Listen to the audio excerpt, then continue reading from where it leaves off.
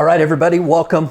Welcome back to theoldwisemen.com. I'm so grateful that you have tuned in, and I hope that this segment will be something that's helpful to you, that will help you in your life. I want to jump into it right away, so I'm going to pick up where I left off previously, where we covered God or you come up with a dream, you make a decision to pursue that dream, and believe it or not, you're going to face delays. And so I want to start in this segment with point number 4 of 6 as we continue on these 6 Ds, or the phases of faith, or patterns that I almost can guarantee in whatever you're pursuing, these patterns follow each other. And if you know they're coming, you can better prepare for it.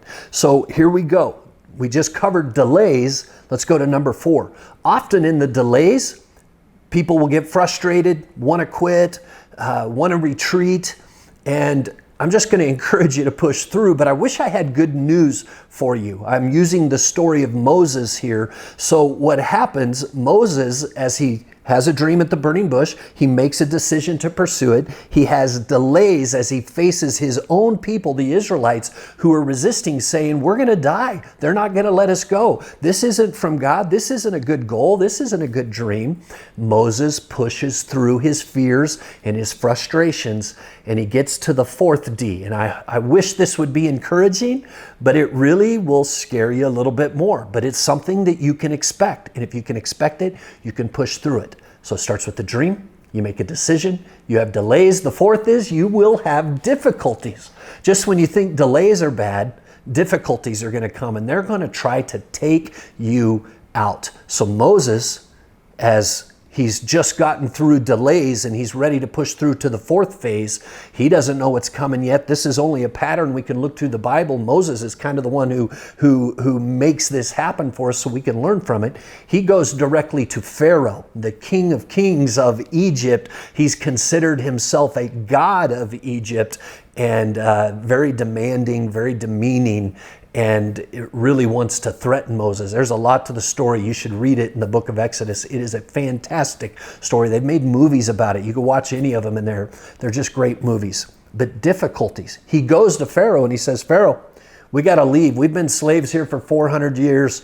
It's time for us to leave. Let our people go. And absolutely, Pharaoh cracks down and says, no way, and begins to threaten him and threaten their lives. And these difficulties, what happens is all the slaves, the Israelites who were slaves in Egypt, they happen to make mud bricks and build the things that Pharaoh wants him to build. And because of Moses pushing and challenging Pharaoh to let my people go, Pharaoh makes it harder, makes it more difficult. And he now forces the Israelites to not just make mud bricks, but they have to meet the same quota of bricks every day.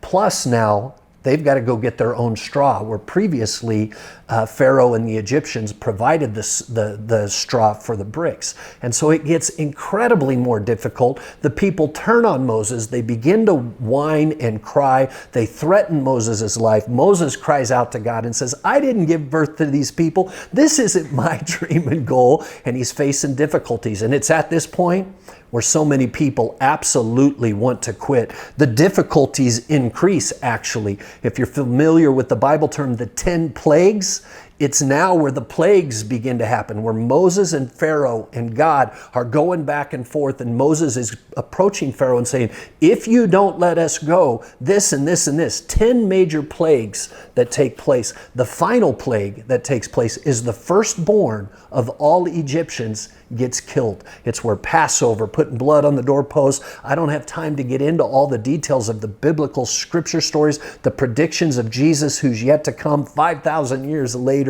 as the Messiah. All of these are signs of that happening, but it gets extremely difficult.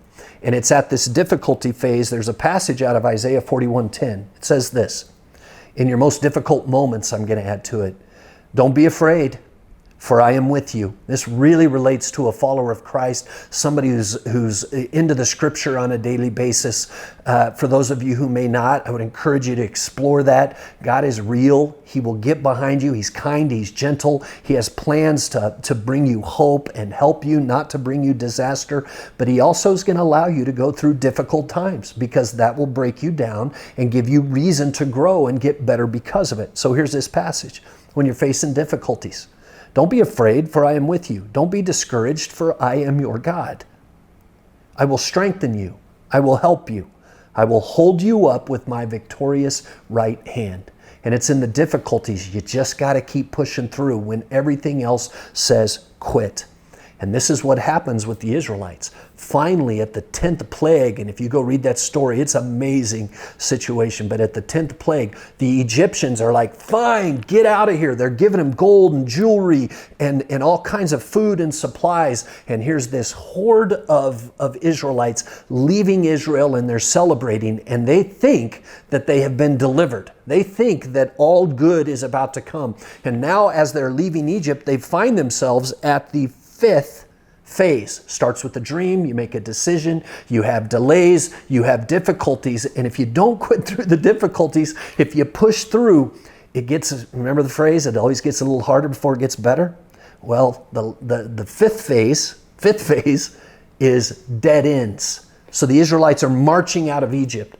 And they come to this place that the Bible calls Baal, which stands for God. Zephon means, Baal Zephon, it means cul-de-sac. A cul-de-sac is a dead end. This is literally dead end. The Red Sea is in front of them. They've got mountains on this side and mountains on that side. And they got 600 chariots, and Pharaoh, who changed his mind and he wants to bring them back or kill them on the spot, he's chasing them down. Terrifying moment.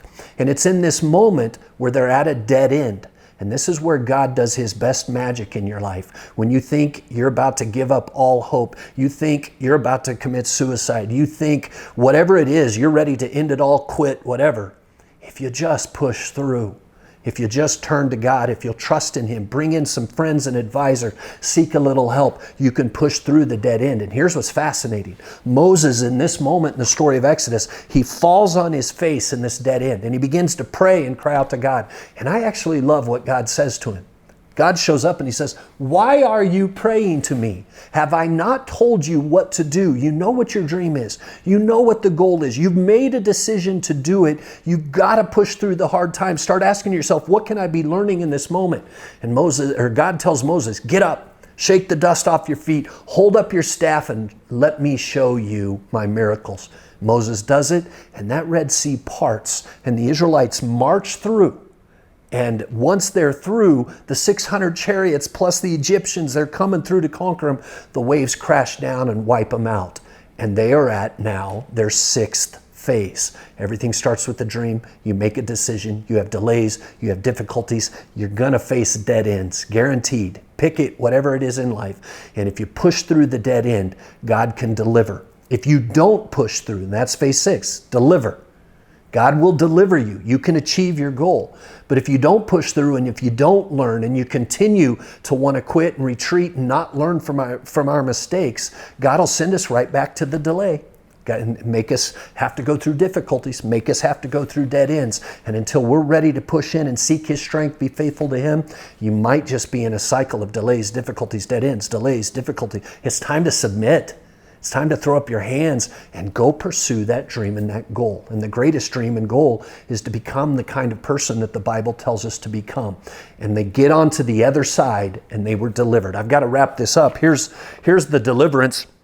In fact, since I'm looking at these, the dead ends, real quick, 1 Corinthians 10:13. When you're at your dead end, the temptations in your life, the Bible tells us, are no different from what others experience. The dead ends you face, other people face dead ends too. And God's faithful, it says. He will not allow your temptation, your dead end, to be more than you can stand. And when you are tempted, when you think you can't push through anymore, he will show you a way out so that you can endure through your dead end. They get through, they have an incredible deliverance celebration, they're partying, they're doing music. But here's what's fascinating. Once they get through and they've been delivered, they've gone through all the 6 phases, guess what happens? God gives them a new dream. Now it's time to go to the promised land. And they start with the dream. They make a decision to start marching. It's supposed to be a 12-day walk. It took them 40 years because they got stuck in delays, difficulties, and dead ends. But they finally get all the way to Jericho, get to the promised land. Once they get through that, another 6 phases start. It's time to settle into the promised land. That's your dream. We make a decision to do it. Guess what the next Bible verse says? Now there were giants in the land. Delays, difficulties, dead ends. The cycle is real, everybody. Dreams, decisions, delays, difficulties, dead ends. And so you can look up Psalm 34, 4 through 9 in the Bible. I've run out of time. God bless you. Stay tuned for more, the rest of the story as it's called. I'm grateful you've tuned in. I hope these 6 phases of faith will encourage you to push through your challenges in life. God bless.